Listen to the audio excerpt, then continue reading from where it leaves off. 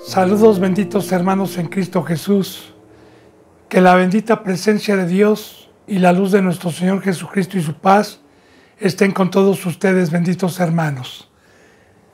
Me pongo a los pies de Cristo Jesús para continuar con la enseñanza número 4, habiendo ya pedido a Dios por todos los suscriptores, por todos mis hermanos en Cristo Jesús en todo el mundo. Siempre le pido la bendita palabra en mano, por favor, para que corroboremos que toda esta bendita enseñanza proviene de la boca de Dios mediante el Espíritu Santo. Así que continuemos con esta enseñanza número 4 de la Epístola de los Hebreos, capítulo 2, versículo 11. Que recuerde que estamos viendo, bendito hermano y bendita hermana, que en el antiguo pacto Dios habló de otras maneras, por otros medios, pero que en estos días, una vez que hizo a su Hijo y por él hizo el universo y hizo todo, se nos presentó y nos está presentando la palabra de Dios al autor y consumador de la fe, nuestro Señor Jesucristo.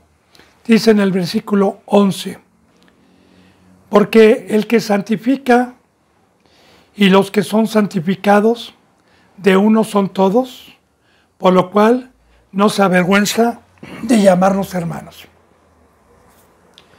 Cristo Jesús fue el Cordero que Dios proveyó, ya no en el Antiguo Testamento, como aquellos sacrificios que en todo momento la ley de Dios pedía al primer pueblo, por los pecados de todo el pueblo, y que esos millones de sacrificios que se hicieron a través de siglos no pudieron traer la perfección, no pudieron santificar al pueblo con Dios.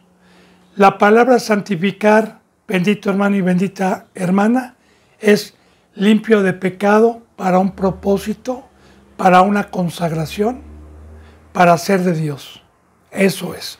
Y solamente la sangre de nuestro Cristo Jesús, del Cordero que Dios proveyó, pudo quitar el pecado del mundo, pudo santificarnos, pudo traer este nuevo pacto de que por medio de la presencia de Dios nos santificara, sabiendo que todos los que hemos participado de esta santificación fuimos comprados a un precio muy alto, no con oro ni con plata, sino con la sangre preciosa de Jesús. Y es algo, bendito hermano y bendita hermana, que la mayoría de los que se autodicen hoy cristianos, de labios para afuera lo hacen, pero por sus hechos demuestran guiar sus vidas, conducir sus vidas y derramar sus vidas al mundo y no a Dios. Porque fíjese cómo dice, porque el que santifica, que es nuestro Señor Jesús, Dios y Cristo Jesús con su sangre, y los que son santificados, los que hemos sido llamados, ponga atención, de uno son todos, de uno, de Dios y de Cristo. Propiedad, el dueño de la iglesia. No me pertenezco.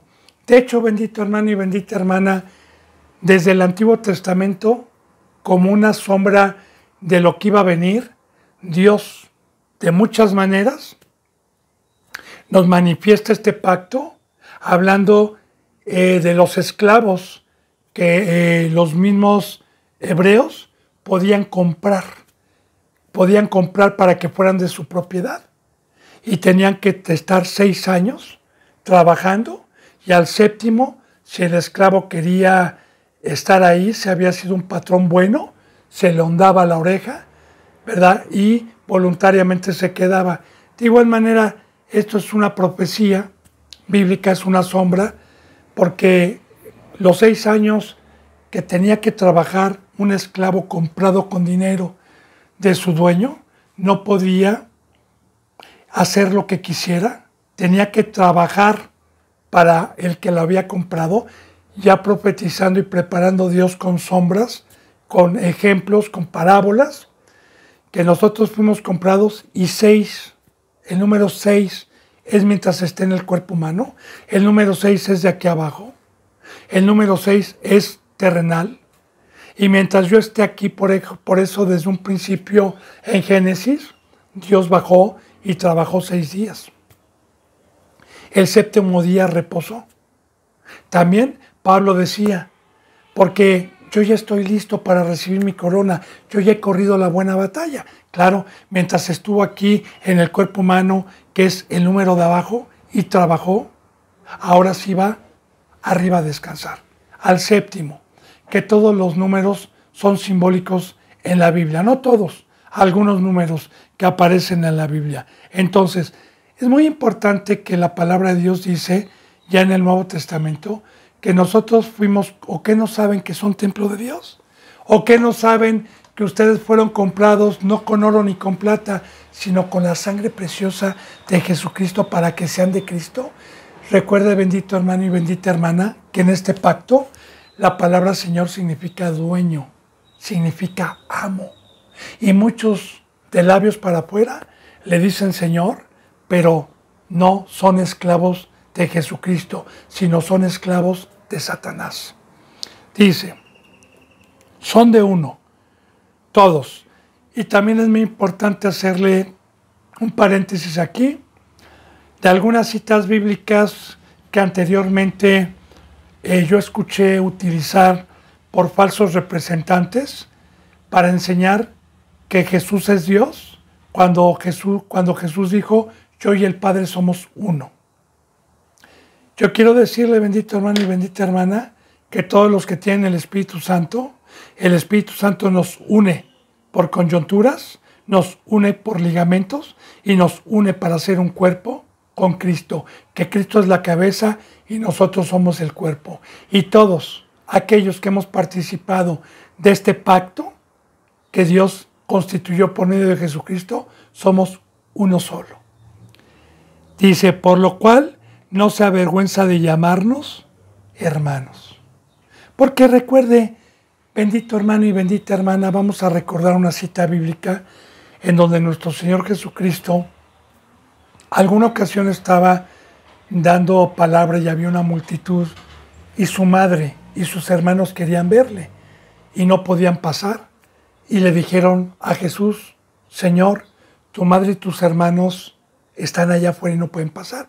Y Jesús, levantando la voz a toda multitud, dijo, ¿quién es mi hermano? ¿Quién es mi madre? ¿Quién es mi amigo? Sino el que hace la voluntad de mi Padre. Ese es mi hermano, ese es mi amigo, esa es mi madre. Así que los que somos uno, los que somos un cuerpo, los que estamos trabajando unánimes, como a Pablo en la epístola de los Gálatas, cuando le dan la mano en señal de que eran uno solo y de que se pusieron de acuerdo para trabajar en la obra del Señor, a Pablo enviándolo con los gentiles, a Pedro quedándose ahí, entonces eso es ser uno con Cristo Jesús, el que santifica. Y por eso los que somos uno, Cristo Jesús no se avergüenza ante su Padre de llamarnos hermanos.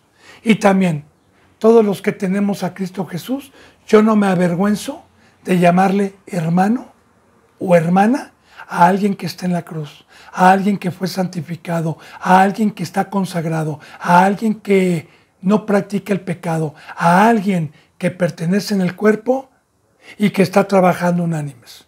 Pero sí nos avergonzamos, y yo se lo digo, bendito hermano y bendita hermana, que yo me avergüenzo de llamarle hermano o hermana a una persona que se haya bautizado, que haya sido llamada y haya practicado el pecado.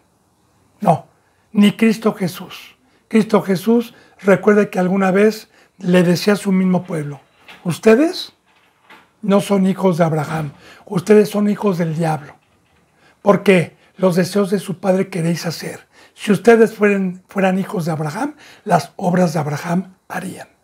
Muy bien. Dice, y estamos viendo el nuevo pacto, todo lo que nos trajo Cristo, todas estas riquezas, bendito hermano y bendita hermana.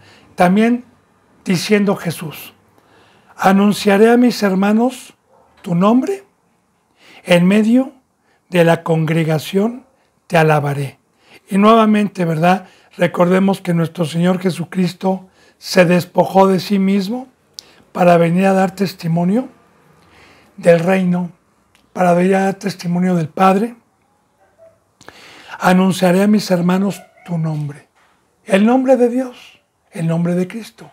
El nombre es que Dios, desde que entró el pecado al mundo por un hombre y por el pecado a la muerte, y en cuanto nosotros estuvimos con otros dioses en otro tiempo, en ignorancia, ajenos a la vida, ajenos al Dios del cielo, ajenos a los caminos, Dios, en su misericordia, nos salvó.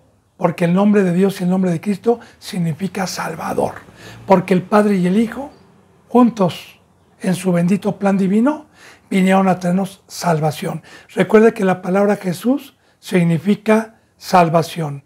Y Cristo Jesús vino en carne, se despojó a sí mismo y anunció la salvación, que es el nombre. ¿Pero a quién? Únicamente a sus hermanos.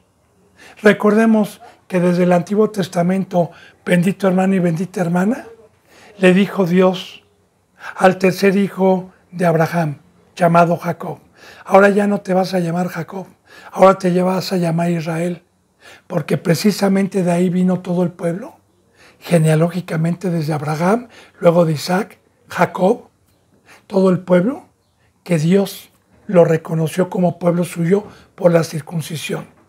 De igual manera, la familia verdadera de Dios son los que hemos sido santificados por nuestro Señor Jesucristo, los que hemos sido limpiados de nuestros pecados y estamos consagrados y estamos respetando el pacto de santidad.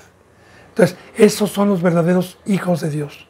Esos es la verdadera familia de Cristo, los hermanos de Cristo Jesús. Anunciaré a mis hermanos tu nombre, en medio de la congregación te alabaré. Así que muchos cristianos que están engañados o que piensan que son cristianos, dicen Jesús está en medio, Él está en medio de la congregación. No, Cristo Jesús está en medio de sus hermanos, de su familia, de los que guardan la palabra. Y la voz de Cristo Jesús está con sus hermanos, con los que cargaron la cruz, con los que son espirituales, porque recuerde que la familia de Dios y de Cristo Jesús se reconocen, que si a Cristo lo conocimos en carne, ya no lo conocemos así. Y que Cristo Jesús dijo, mi Padre está buscando adoradores de espíritu a espíritu. Así que aquel que es familia de Dios y de Cristo debe de ser espiritual, no carnal. Debe de ser de arriba, no de abajo. Ahora, todos los que tienen esta, o bien, más bien, todos los cristianos que creyeron y echaron mano de esta riqueza bendita de la transformación por medio de la fe, por medio del Espíritu Santo y por medio de la santificación, podemos tener la voz de Cristo todos los días. Podemos tener a Cristo en medio de nosotros, de la congregación, todos los días. Alabado sea Dios. Es una de las riquezas que nos ha dejado. Y el que nos habla, por eso le digo, bendito hermano y bendita hermana, que ningún representante, ningún siervo, sea el don que tenga, apóstol, maestro, profeta, evangelista, diácono, diaconisa, profetisa, sin importar, que no se exalte ni se gloríe, porque el que habla por medio de un santo es Cristo. A Él sea toda la gloria, a Dios sea toda la gloria. Nadie es sabio, ni yo soy sabio. El que habla dentro de mí es el sabio. Así que nuestro Señor Jesucristo anuncia la salvación, nos anuncia a los santos, nos anuncia a los que somos hermanos, nos anuncia a los que somos hijos de Dios. Y fíjese bien, otra cita bíblica más para mostrar que Jesús es el Hijo de Dios. ¿Por qué? Al decir, los llamaré hermanos, es que Jesús tiene un Padre y es Dios. Y nosotros aquí podemos decidir dos padres. Uno que es el diablo, si yo quiero estar en el mundo, si yo quiero ser de carne, Si quiero ser uno de la multitud de la puerta ancha, engañado, que no consagre mi vida y esté perdiendo el tiempo en el mundo, pues Cristo Jesús dice, ustedes son de vuestro padre el diablo y no les llama hermanos. Pero todos aquellos que imitaron a Cristo Jesús y que están conforme a la verdad y son hijos de Abraham, como lo vimos en Gálatas, ¿quiénes son los hijos de Abraham? Los que salieron, los de la fe, no los que se jactan por fuera de ser cristianos. Entonces, esta es la verdadera familia, estos son los verdaderos hermanos, y en esas congregaciones, bendito hermano y bendita hermana, únicamente en esas congregaciones está nuestro Señor Jesucristo. Y las que no son así, ¿qué dijo Cristo? Sinagoga de Satanás. Estos son sinagogas del diablo. Bueno, entonces dice aquí, anunciaré a mis hermanos tu nombre. Acuérdense que el nombre es salvación y que toda la bendita palabra nos habla y nos aconseja el camino para ir a la vida eterna, para ser salvos de este presente siglo, para ser salvos del engaño de Satanás. En medio de la congregación te alabaré, porque alabar a Dios o adorar a Dios, bendito hermano y bendita hermana, es hacer la obra para la cual nos encomendó según el don que tenga cada quien. Muchos piensan que la adoración y la alabanza vienen en el cántico, no. En conjunto, todos los mandamientos de Dios para sus negocios, para un servicio, es adoración y es alabanza. Y nuestro Señor Jesús nos lo hace saber muy claramente. Él dijo, hasta el día de hoy, mi Padre y yo trabajamos todos los días. Cristo Jesús, a pesar de que murió, resucitó y concluyó una obra en su cuerpo, sigue teniendo una obra ahí arriba para con nosotros, como lo estamos viendo. Dice en el versículo 13, y otra vez, yo confiaré en Él, y de nuevo, he aquí, yo y los hijos que Dios me dio. Y aquí, bendito hermano y bendita hermana, estamos hablando de que si Jesús tuvo fe o no tuvo fe, pues podremos nosotros decir, ¿qué fe tuvo Cristo si Él vio al Padre? ¿Qué fe tuvo Cristo si Él vio al Padre? Si Él fue el primer creador, si Él vio pues todo el Edén que hay allá arriba, ¿verdad? Todo el paraíso. Porque nosotros estamos por fe, pero bien, sí tuvo fe según este versículo. Porque en el momento que Cristo Jesús se despojó y dejó su forma grande, poderosa, su trono, y se despojó y tomó forma de humana, fue porque confió en el Padre que no lo iba a desamparar. Y también confió en el Padre que no lo iba a abandonar en el Seol. Y también confió en el Padre que en todo momento que nuestro Señor, que fue hecho menor que los ángeles, como ya lo vimos, que se despojó de sí mismo y tomó forma humana, también confió en su Padre que nunca lo iba a desamparar mientras estuviera en este mundo donde está el trono de Satanás. Entonces, fíjense, y otra vez, yo confiaré en Él. Y recuerde, bendito hermano y bendita hermana, nuestro Señor Jesucristo dijo, yo soy el camino, la verdad y la vida. Todo el que cree en mí no verá la muerte. Entonces, aquí nos deja Cristo Jesús el ejemplo a seguir a todo aquel que quiere imitarlo. Confiar en Dios, confiar en Cristo, que es la fe. Y de nuevo, he aquí yo y los hijos que Dios me dio. Entonces, acuérdese que ya vimos que Dios hizo el universo, ángeles, potestades, tronos, gobernantes, todo lo que hay tanto en los cielos como en la tierra, por su Hijo y para su Hijo. Así que el dueño de la iglesia es Cristo Jesús, y el Padre Todopoderoso, se los encargó. Le encargó a su creación, le encargó a todos los que estábamos predestinados para el llamamiento celestial, y se nos anunció las buenas nuevas del Evangelio, y entramos por la puerta del redil.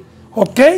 Cristo Jesús es el dueño, Cristo Jesús es el que después de que murió y resucitó, nos entrega y nos hace coherederos de lo que su padre le dio, así como le dijo a Pedro, Pedro, ¿me amas? Sí, ok, mi padre me confió a estas ovejitas, apaciéntalas. ¡Wow! ¡Qué maravilloso es Cristo!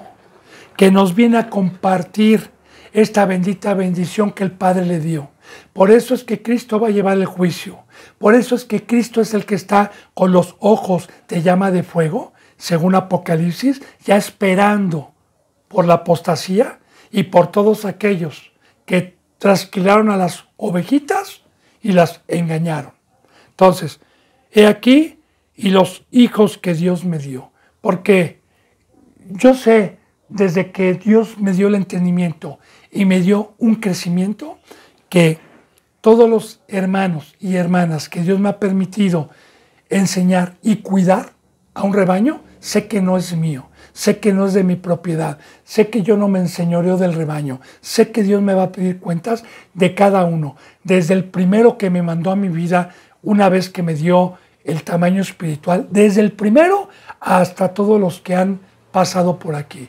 Y de igual manera, yo le hablo a los representantes, bendito hermano y bendita hermana.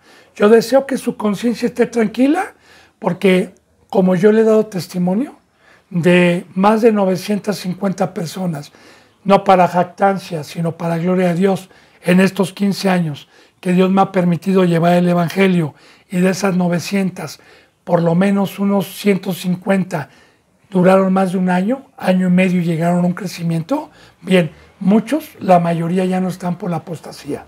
Pero, ¿cómo está mi conciencia? ¿Habré sido piedra de tropiezo?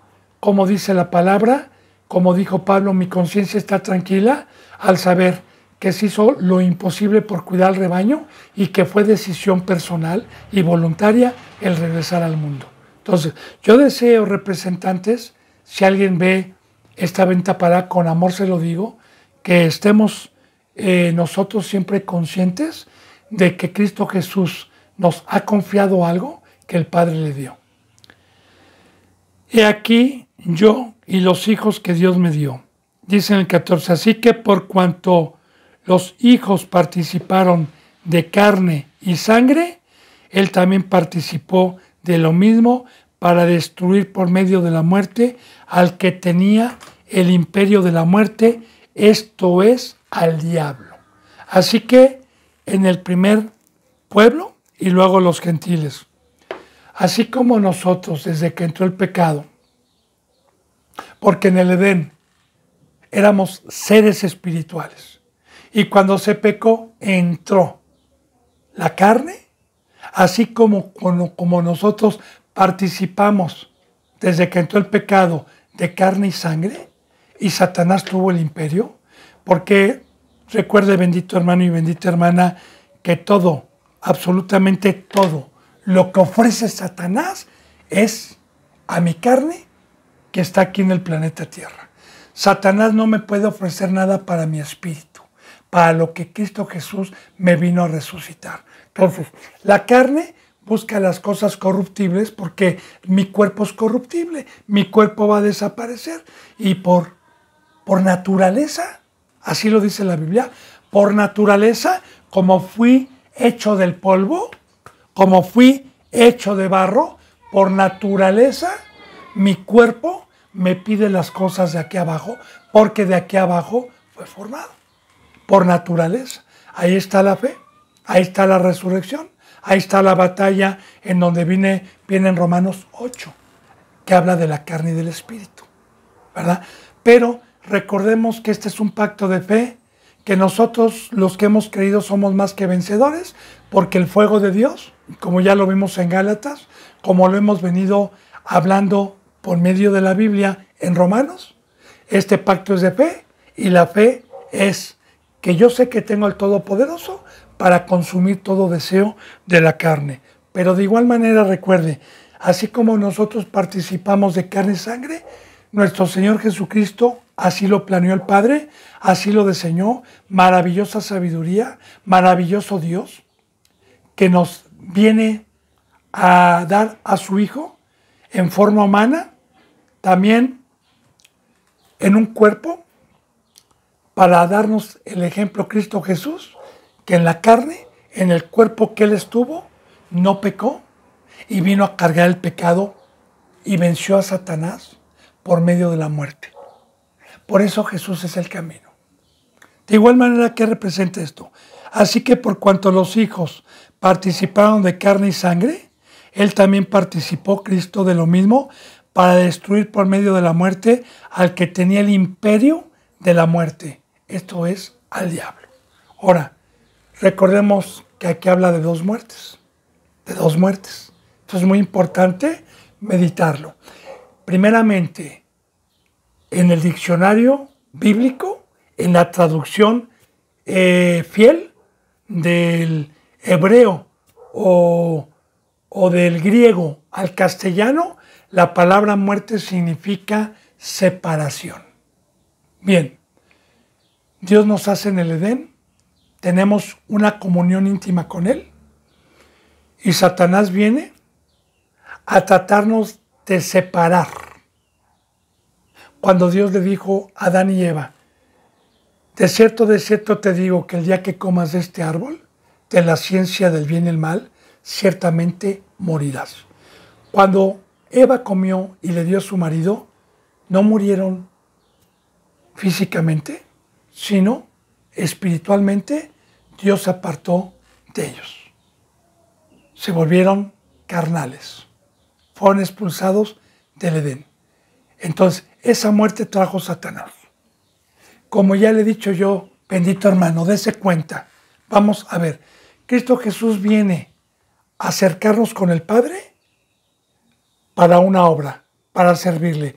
Satanás, los trabajos, todo lo que hay en el mundo, toda la diversidad de distracciones, ya sea que le dejen dinero, ya sea que de vacaciones, todo, absolutamente todo lo que ofrece Satanás es para tenerlo desconectado de la lectura, de la oración, del amar a Dios y del amar al prójimo.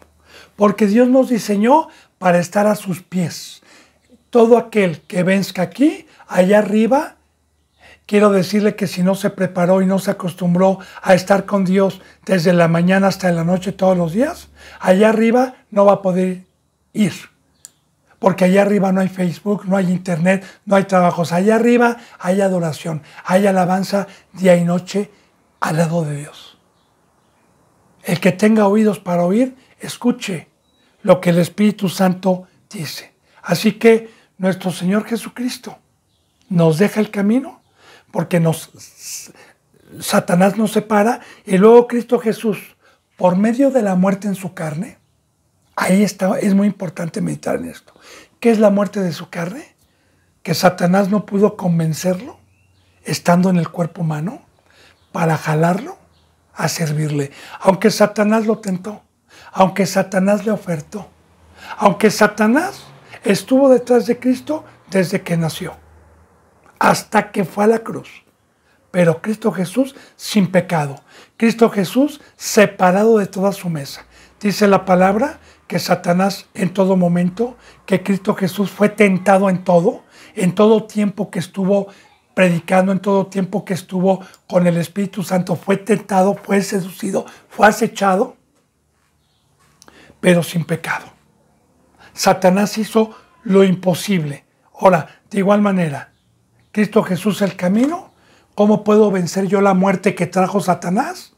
Con la cruz. ¿Cómo puedo vencer a Satanás, el que tuvo el imperio por miles de años y por lo menos conmigo lo tuvo 42 años? ¿Cómo lo vencí?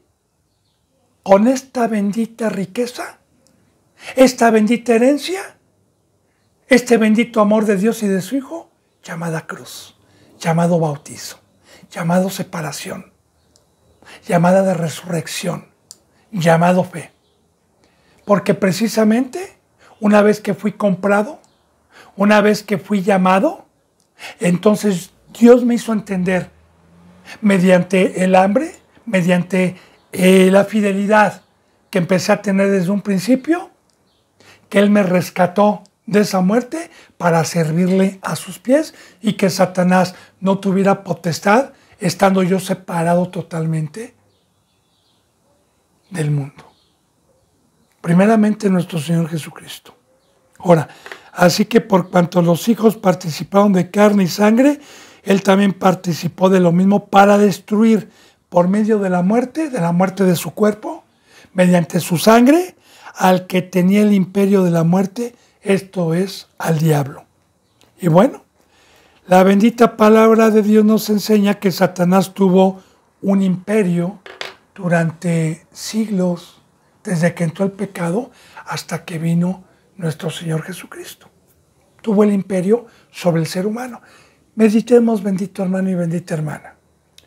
Si usted se da la tarea de investigar de dónde vienen todos los cultos y las tradiciones que los seres humanos hacen cotidianamente, si usted lo investiga, viene desde siempre. Lo que es el trabajo, lo que son las escuelas, viene desde antes que nuestro Señor Jesucristo se presentara. Todo eso, la tecnología, el hacer amistad con el mundo, las fiestas, las pachangas, etc. Ahora, si usted medita y si le cree a Dios, la palabra imperio significa que Satanás, todas las naciones del planeta Tierra, todas, las gobernaba con su sabiduría. ¿Por qué? Porque cuando Dios se separó por el pecado, perdimos esta sabiduría. Como dice en Efesios 2, que nosotros antes estábamos en ignorancia, estábamos ajenos, estábamos muertos, estábamos en un imperio, estábamos esclavizados, estábamos con un culto y con unas costumbres que vienen desde nuestros ancestros y que han venido y se sigue siendo lo mismo, como dice en Eclesiastés, lo que fue, es, y lo que es, será. Ahora bien, ¿Satanás sigue teniendo el imperio? No, ya no. Tiene algunas naciones, tiene. Cristo Jesús cuando vino se expandió el evangelio. Pero, ¿Satanás tiene el imperio de los que todavía no se les da las buenas nuevas de salvación? Y también de los que alguna ocasión fueron llamados y dudaron, Satanás tiene el imperio y los sigue gobernando para servirle.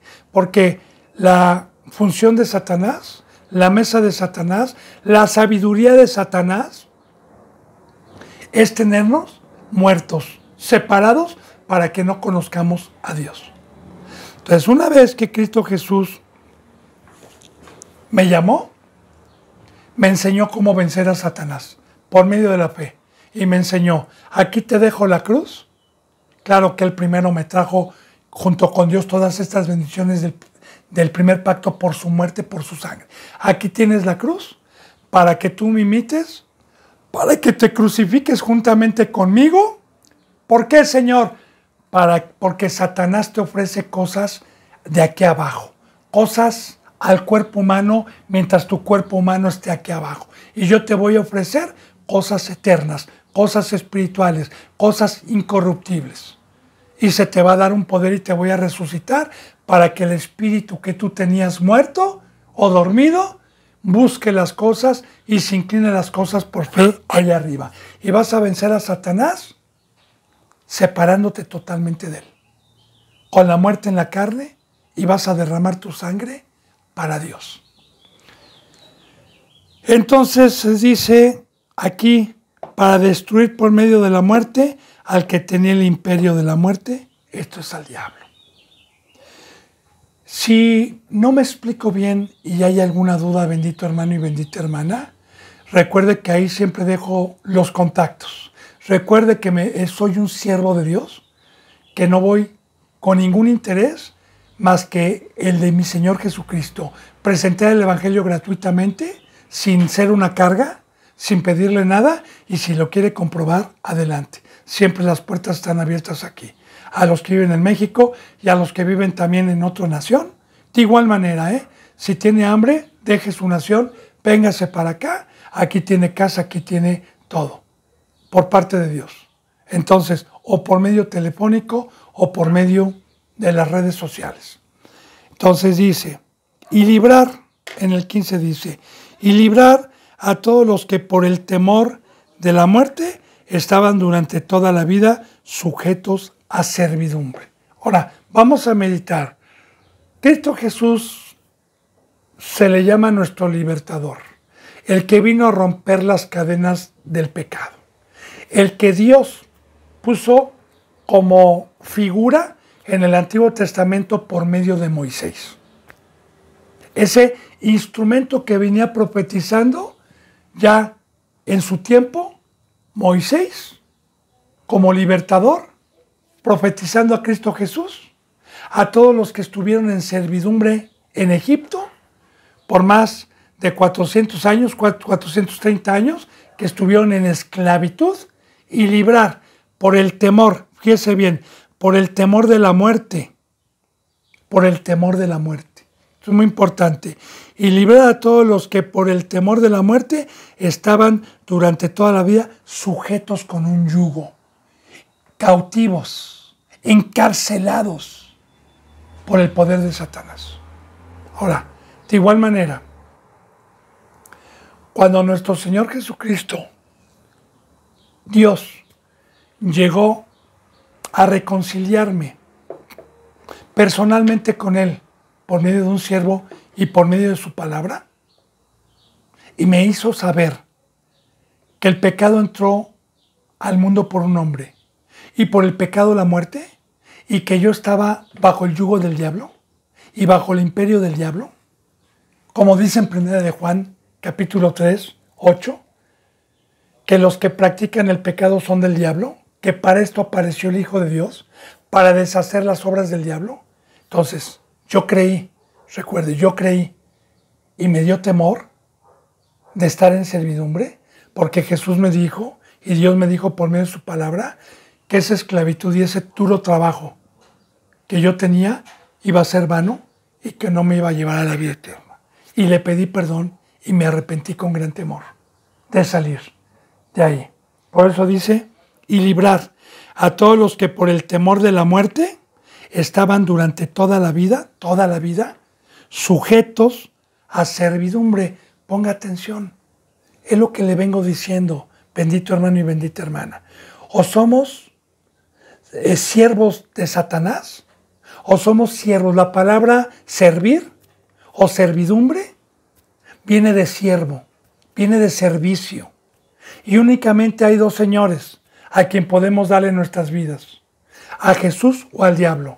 No podemos servir a dos señores, como la mayoría de los cristianos, que no lo quieren dejar todo, que quieren seguir en la esclavitud de Satanás, que quieren tener un pie en Egipto y otro pie en la cruz. No se puede, porque dice la palabra, no puedes servir a dos señores porque terminas aborreciendo a uno, y ese es, por lógico, ese va a ser a Cristo. Porque, dígame usted, bendito hermano y bendita hermana, ¿cuántos cristianos usted conoce consagrados todos los días, muertos totalmente al mundo, a cualquier cosa que me distraiga de la cruz, que me distraiga del amor a Dios, que me distraiga de adorar y alabar a Dios, que me distraiga de ser la luz y la sal? ¿Cuántos cristianos conoce que desde que se levanten hasta que se duerman, todos los días, los 365 días del año, estén en la obra de Dios? Bueno, pues si usted conoce alguno, y si usted es uno de ellos, usted sabe perfectamente bien que es libre. Usted sabe perfectamente bien que salió del imperio de Satanás. Pero la mayoría de los cristianos que no tienen este fruto están engañados. Por eso Satanás se le llama el engañador. Por eso muchos están, gloria a Dios, pero siguen en Egipto. Entonces, no están libres, porque la libertad, que desde el Antiguo Testamento como una sombra, al que tenga oídos, escuche. La libertad que Moisés, como una sombra de lo que iba a venir, le dio al primer pueblo, dígame usted y contésteme si ha leído la Biblia.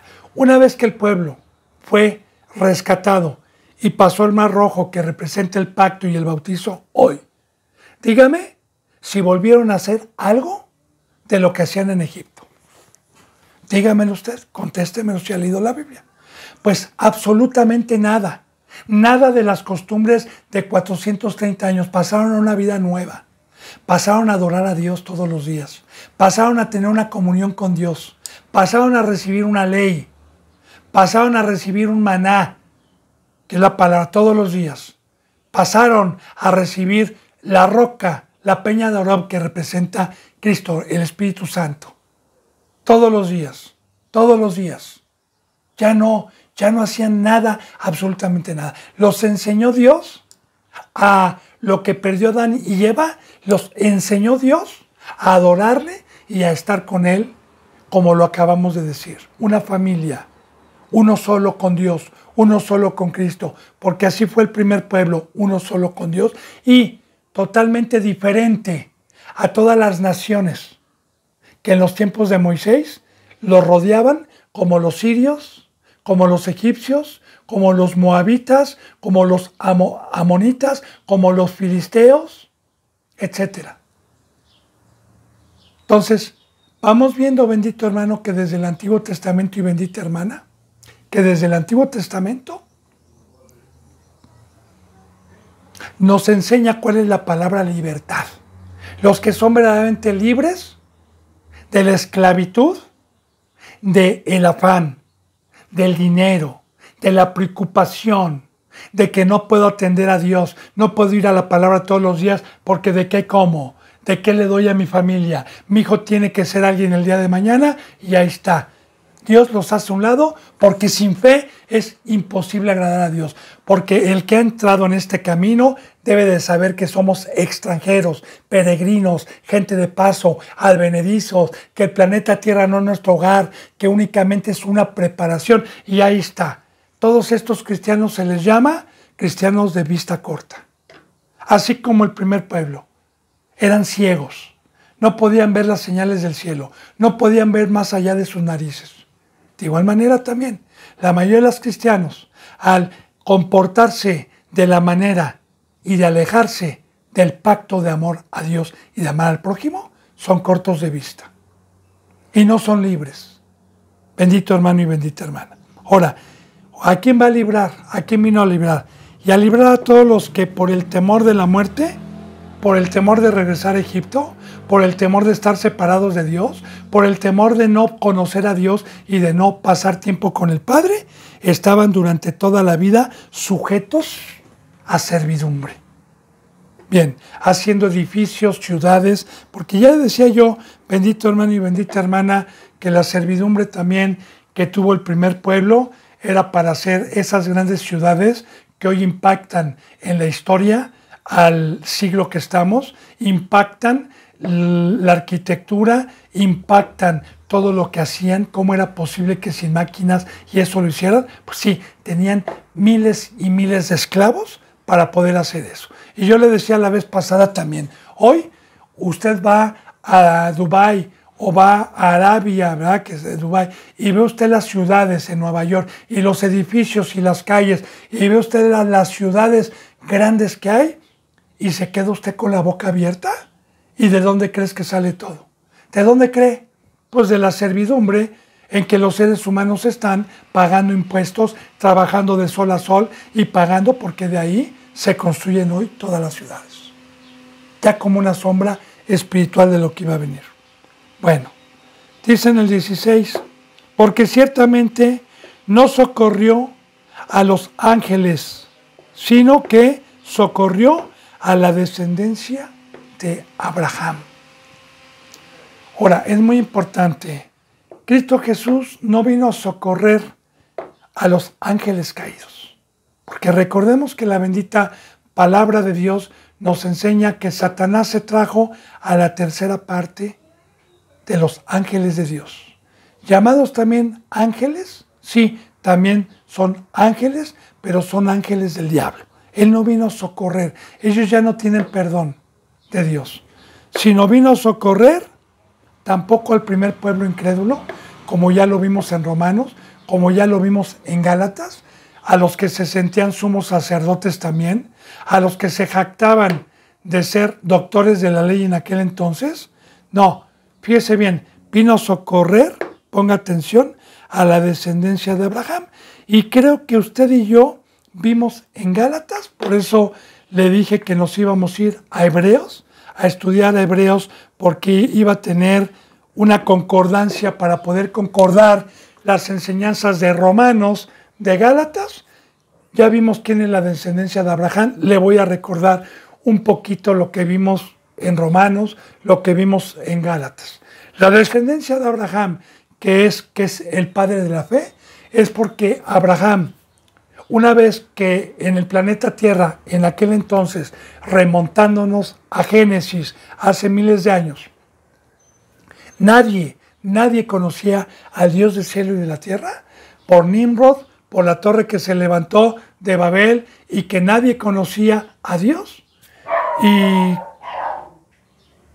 Y entonces Dios escogió un hombre a los 75 años, un humano, con ídolos, con dioses, ajeno al Dios del cielo, ajeno a todo, con costumbres de la mesa de Satanás, como ya se lo dije, con costumbres, llamado el pueblo Ur de los Caldeos, ¿verdad? Igual se dedicaban a lo mismo, a trabajar, a enriquecerse, porque se dice que Abraham, pues, tuvo lujos, tenía muchos dioses. Ok, Dios se le presentó a los 75 años de edad, teniendo una esposa estéril llamada Sara, sin descendencia. Y Dios le dijo que si él moría, que si él lo dejaba todo, que si él se apartaba de esa vida vana, se apartaba del imperio del diablo, de todo lo que le desconectaba a conocer a Dios, y que entregara la vida a Dios todos los días, y tuviera que morir y tomar su cruz. No lo dice así, tomar su cruz, pero claro que es una sombra, porque en el momento que Abraham dejó todo, crucificó absolutamente todo y le creyó a Dios. Y le creyó a Dios que le iba a dar una descendencia como la arena del mar, el primer pueblo, y luego como las estrellas del cielo, hablando del pacto espiritual. Abraham lo dejó todo, tomó a su esposa, tomó a su sobrino Lot y salieron sin saber a dónde iban para ver la tierra prometida que Dios le iba a prometer, en donde Abraham no recibió la promesa, pero la pisó, pero lo creyó. Así, bendito hermano y bendita hermana, la descendencia de Abraham es que cuando Cristo Jesús y el Evangelio de Dios mediante Cristo me dijo, sal de esa muerte, deja todo eso es mesa de Satanás, todo eso no lo hice yo, todo eso es corrupto, todo eso va a desaparecer, yo te compro para que seas uno conmigo, yo te compro para que me sirvas, yo te compro para que seas mi esclavo. Entonces ahí está la fe. La fe y la descendencia de Abraham y los hijos de Abraham son los que no de labios decimos somos cristianos, sino los que lo hemos dejado todo, absolutamente todo, sin regresar atrás. Por eso dice, porque no socorrió a los ángeles, sino socorrió a la descendencia de Abraham. Así que hay muchos cristianos que se jactan de ser cristianos o de ser hijos de Abraham, y así como Cristo Jesús les dijo un día, ustedes son de fornicación, nosotros no somos nacidos de fornicación, un padre tenemos que es Abraham. Y Jesús les dijo, si su padre fuera Abraham, las obras de Abraham harían. De igual manera, hay muchos cristianos que se les dice, hermano, hermana, o ven cristiano, tú no estás haciendo conforme, no te engañes, yo soy cristiano, cállese. Bueno, si fueras cristiano, harías las cosas que Cristo Jesús hizo. Como dice en Santiago, no se engañen, no es el oidor el que se va a salvar, sino el hacedor. Entonces, muy importante, bendito hermano y bendita hermana, que la descendencia de Abraham son los que lo han dejado todo. Y esta es la libertad, la verdadera libertad que en este nuevo pacto Cristo Jesús nos trajo, porque el primer pueblo no tuvo esa libertad. Este pacto fue de socorrernos, de sacarnos del mundo, de la basura, del engaño, de los caminos que parecen derechos al hombre, pero al final está la muerte. Y de darnos la oportunidad que por fe hiciéramos frutos dignos de arrepentimiento con obras, de amar a Dios y amar al prójimo, para ir a la vida eterna. Dice en el versículo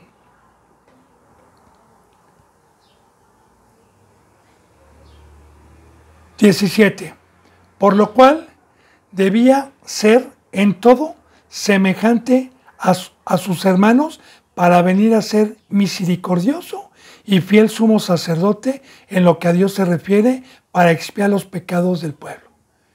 Vea qué maravilloso, qué amor tan grande de Dios, de nuestro Rey Jesucristo, que se despojó de todo mismo. Mire lo que dice, por lo cual debía ser en todo semejante a sus hermanos. 20 dedos, inferior a los ángeles, despojado de toda su sabiduría, nació como un ser humano como cualquiera, pero sin pecado. Nació semejante a nosotros, con este cuerpo semejante. Y por eso yo le decía ayer y antier, el que diga que Jesús es Dios es anatema, es hereje, es un anticristo. Así lo dice la primera de Juan. El que no confiese que Jesús vino en carne es un hereje, es el anticristo. ¿Por qué? Bendito hermano, ven, metite, porque no es que yo esté peleando en una cuestión de que Jesús es el Hijo y ya, ¿qué? Porque muchos dicen, pues ¿qué tiene si es el Hijo es Dios? No, tiene mucho. Porque yo, si dijera que Jesús es Dios, pues entonces yo no voy a imitarlo, porque voy a decir, solamente Dios es poderoso y puede caminar en el mar. ¿Yo cómo? Soy un ser humano, no. Por eso Cristo Jesús vino como ser humano. Se despojó de todo. Recuerde, Dios no se humilla, hermano. Él es el creador de los cielos y de la tierra. Él no se humilla ante nadie. Ante nadie. Él es el poderoso. Él es el que está en el trono. Jesús se humilló a sí mismo, tomando forma de siervo. Ahora, vino semejante a nosotros, pero a sus hermanos, a los que podemos ver, a los que podemos tener entendimiento de este amor, para venir a ser misericordioso y fiel sumo sacerdote. Ahora bien, misericordioso, yo le digo algo. Y le pongo parábolas y ejemplo. Hay mucha gente que cuando llevan a algún ratero, a algún secuestrador o a alguno que violó la ley a la cárcel, púdrete, maldito, qué bueno, que se pudra en la que no salga. Porque nunca han estado ellos en la cárcel, ¿sí? Pero una persona que ya estuvo en la cárcel y padeció, puede tener misericordia de saber las personas que están adentro lo que pasan. Pero si yo no he ido, pues obviamente no puedo comprobar qué se siente y ciegamente voy a decir, púdrete. Ahora, nuestro Señor Jesucristo vino en el cuerpo humano a ser probado y a ser tentado con el que tenía el imperio del mundo, Satanás. Y en todo momento nuestro Señor Jesucristo enfrentó una oposición en el cuerpo de seducciones, porque estuvo en el cuerpo humano, de adversidades. Entonces, así también Cristo Jesús puede tener misericordia en nuestras rogativas, en nuestros pedimentos, cuando estamos flaqueando, cuando le pedimos la mano y nos estamos hundiendo en el mar y le decimos auxilio, socorro. Él es misericordioso, porque mientras estemos en este cuerpo humano como Jesús estuvo siendo menor que los ángeles, entonces Dios sabe que mientras estemos aquí estamos en miseria, que nos tenemos que ganar el cuerpo incorruptible, el cuerpo poderoso, el trono, porque allá arriba vamos a ser seres intocables, seres poderosos, ya no en el cuerpo humano. Aquí, mientras estemos en este cuerpo humano, gemimos, como dice en Corintios. Gemimos con gemidos indecibles, el no querer ser desnudados, para que aquella nuestra habitación celestial sea guardada. Gemimos, como dijo Pablo, porque cuando yo soy débil, soy fuerte. Como se le dio un aguijón a Pablo, padeciendo. Ahora, Pablo pedía, Pablo suplicaba y Cristo Jesús tenía misericordia porque Jesús también estuvo orando, Jesús también estuvo pidiéndole al Padre y lo fortalecía. Gloria a Dios, bendito sea Dios. Y mi Señor Jesucristo, el amor que siendo en forma de Dios sin pecado, no estimó el ser igual a Dios, sino que vino a dejarnos un camino de fe, un camino de victoria, un camino de libertad. Entonces, bendito hermano y bendita hermana, Él puede ser misericordioso y, fíjese bien lo que dice, y fiel sumo sacerdote, en lo que a Dios se refiere, para expiar los pecados del pueblo. Yo voy a explicar aquí, bendito hermano y bendita hermana, lo que es un sumo sacerdote, o más bien las parábolas o los ejemplos físicos que Dios puso en el primer pacto para poder comprender como una sombra de lo que iba a venir el día de hoy. Bien, cuando Dios mandó a erigir el tabernáculo conforme al modelo cuando salieron de Egipto en el tiempo del Éxodo, que mandó erigir el templo, el tabernáculo, ¿verdad? Al pueblo conforme al modelo, ok, tenía dos atrios, tenía un atrio, pero tenía un lugar dividido de otro lugar, como cuartos, ¿verdad? Donde había una cortina y donde en el primer cuarto estaba, el segundo, porque el primero era entrar de aquí para... Estaba el arca, en el cuarto principal estaba el arca del testimonio, que contenía la vara de Moisés, el maná y los mandamientos, una urna de oro con 2 querubines, estaba la mesa del altar, donde se le ofrecía la sangre a Dios. Y y en el otro, había los candelabros, estaban las mesas del pan de la propiciación, y candelabros, ¿va? En uno podían entrar los sacerdotes, pero en el primero, entraba únicamente el sumo sacerdote, en el lugar santísimo. Ahora, sumo significa arriba, porque Moisés y Aarón, y de la tribu de Leví, viene el sacerdocio. No todos eran sumos sacerdotes. Aarón fue sumo sacerdote. No todos los de la tribu de Leví eran sumos sacerdotes, pero sí de la tribu de Leví también habían sumos sacerdotes. ¿Cuál era la función de un sumo sacerdote en el Antiguo Testamento? Bueno, la función de un sumo sacerdote era que el pueblo llegaba cada año a confesar sus pecados y traían víctimas de animales para que el sumo sacerdote los sacrificara, los degollara, pusiera la sangre en un lebrillo, quemara el cuerpo fuera del tabernáculo, fuera del lugar santísimo, fuera del modelo que se le indicó a Moisés que hiciera fuera, que representa la carne, ya como una figura también de lo que iba a venir, porque todo aquel cristiano que viene debe de ser quemada su carne y únicamente debe de entrar la sangre. Sí, así es, bendito hermano. Así que el sumo sacerdote entraba con la sangre del animal a interceder por los pecados de la familia o de la persona que haya pecado y a ofrecerle una vida inocente, que la sangre representa la vida, para perdón de sus pecados y ofrecérsela en el altar, como una sombra de lo que iba a venir, como una preparación de lo que iba a venir.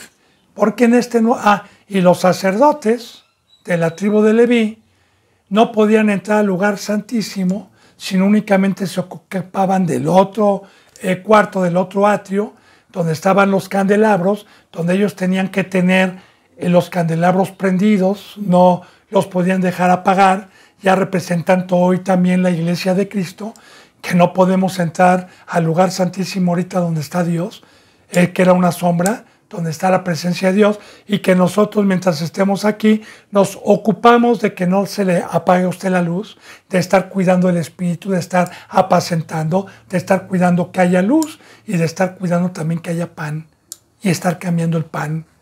Bueno, todo eso, todo el Antiguo Testamento tiene una sombra de lo que iba a venir. Ahora bien, nuestro Señor Jesucristo, una vez que padeció en la cruz y resucitó, se rasgó la cortina del templo donde dividía el primer atrio y el segundo atrio, donde entraban los sumos sacerdotes, se rasgó, y Cristo Jesús dijo que ese templo iba a ser destruido y que al tercer día iba Él a hacer un templo que es la iglesia, y Cristo Jesús borra el primer sacerdocio, borra el primer culto, borra, como ya lo vimos, esa preparación que fue una sombra de lo que iba a venir, y entra a lo verdadero, y Cristo Jesús como sumo sacerdote sube con su sangre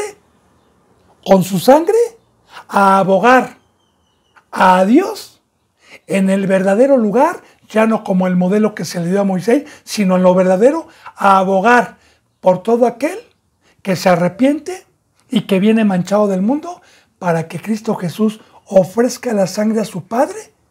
El que confiesa que es pecador, el que en el Evangelio, cuando se nos presentó que éramos pecadores y nos arrepentimos, en ese momento Jesús intercede, como en el sumo sacerdote intercedía en el primer pacto. Cristo Jesús intercede, sumo fue que fue hasta arriba, al verdadero tabernáculo, a abogar y a interceder por los que estuvimos en el temor de la muerte. Y de igual manera, yo ya me arrepentí, puedo tropezar sin practicar el pecado, pierdo, porque el pecado paga un salario y es la muerte, pierdo, confieso mis pecados a mi Rey, le pido perdón a mi Cristo, y Cristo Jesús, como dice en 1 de Pedro, que estamos rociados con su sangre, que abogado tenemos para con el Padre. Amén, gloria a Dios. Claro, el que no practique el pecado. Así que Jesús viene a borrar los sumos sacerdotes, y vamos a ver que este sumo sacerdote es para siempre porque es perfecto. Los otros no fueron perfectos. Entonces, este sumo sacerdote, que es nuestro Cristo Jesús, también se le da este nombre porque es el que está delante del Padre, en el lugar donde ni yo puedo entrar ahorita, ni Pablo ha entrado, ni nadie ha entrado, hasta que venga el juicio, y los que venzcan podrán entrar en la presencia del Padre. Pero mientras esto se da lugar, nadie puede entrar más que Cristo Jesús, y es el nombre que Dios le dio a su Hijo para abogar, para interceder por sus hermanos, por los que se arrepientan, y ofrecer su sangre, que sigue vigente todavía para Dios, porque todavía no ha regresado nuestro Señor Jesucristo. Por lo cual, dice entonces, por lo cual debía ser en todo semejante a sus hermanos, para venir a ser misericordioso y fiel sumo sacerdote, fiel, porque Jesús es fiel en lo que a Dios se refiere, para expiar los pecados del pueblo. Alabado sea Dios. Dice en el 18, pues en cuanto él mismo padeció, siendo tentado, es poderoso para socorrer a los que son tentados. Bueno, este versículo, bendito hermano y bendita hermana, aunque ya lo expliqué en el versículo 17, aquí lo vuelvo a repetir, pero para profundizarlo, pues si Dios me lo permite mañana, porque ya se nos fue la hora. Y si mañana me permite, en la enseñanza número 5, si Dios me da vida y me sigue dando el privilegio de predicar su palabra, continuaremos mañana con esa enseñanza. Que la gracia y la paz se queden con ustedes. Les mando un abrazo y el beso del óculo santo. Hasta mañana si Dios quiere. Gracias.